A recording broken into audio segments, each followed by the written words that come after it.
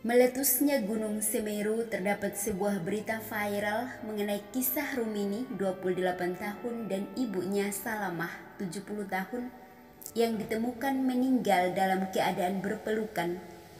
Kisah lain adalah seorang ibu hamil berusia kandungan 9 bulan berlari belasan kilometer dari sergapan awan hitam Semeru walau ia merasa nyeri pada perutnya.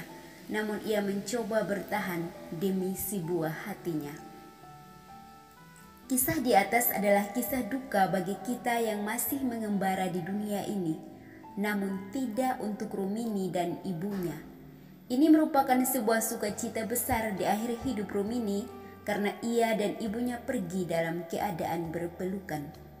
Sama halnya dengan si ibu hamil yang berlari belasan kilometer, ia pasti merasakan sukacita luar biasa karena berhasil menyelamatkan diri dan janinnya dari muntahan lava Semeru. Kisah tentang anaknya akan menjadi kisah sukacita yang akan dikenangnya seumur hidup, bahwa ia pernah memperjuangkan sebuah kehidupan yang belum berdaya apa-apa. Sahabat Poref yang terkasih, jika si ibu berjuang untuk menyelamatkan janin dalam kandungannya dengan susah payah karena akan melahirkan beberapa hari lagi, apakah Anda pernah memperjuangkan sesuatu dengan susah payah untuk mendapat sukacita? Mungkinkah berjuang dengan tulisan akhir skripsi, tesis, atau pekerjaan, atau cita-cita lainnya? Atau adakah hal-hal sederhana dalam hidup yang membuat aku dan orang lain dapat bersuka cita?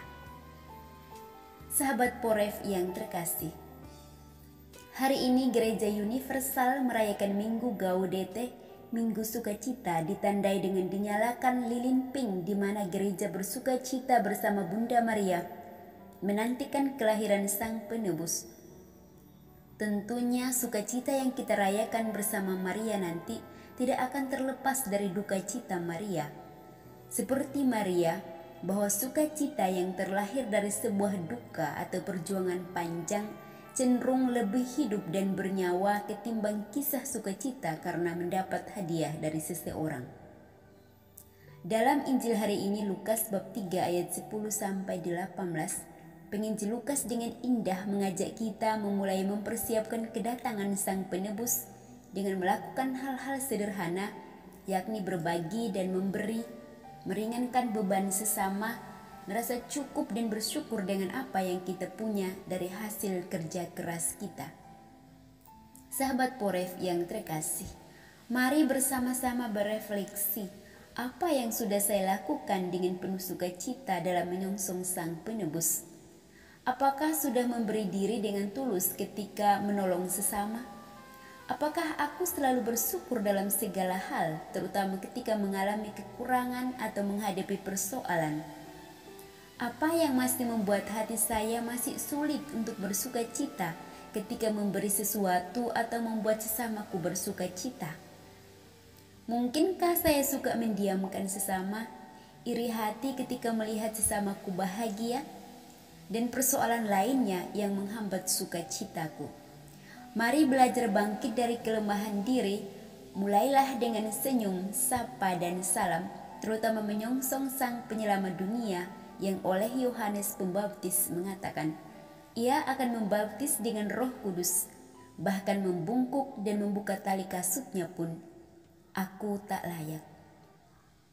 Sahabat Poref yang terkasih, mari bersama Bunda Maria kita berani memberi diri dan mau berbagi dengan penuh sukacita. Biarkan sesamamu benar-benar mengalami sukacita atas kehadiranmu sebagai saksi Kristus di dunia ini.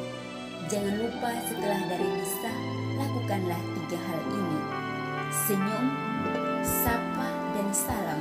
Dengan demikian, sukacita itu hidup dalam dirimu dan dalam hati sesama.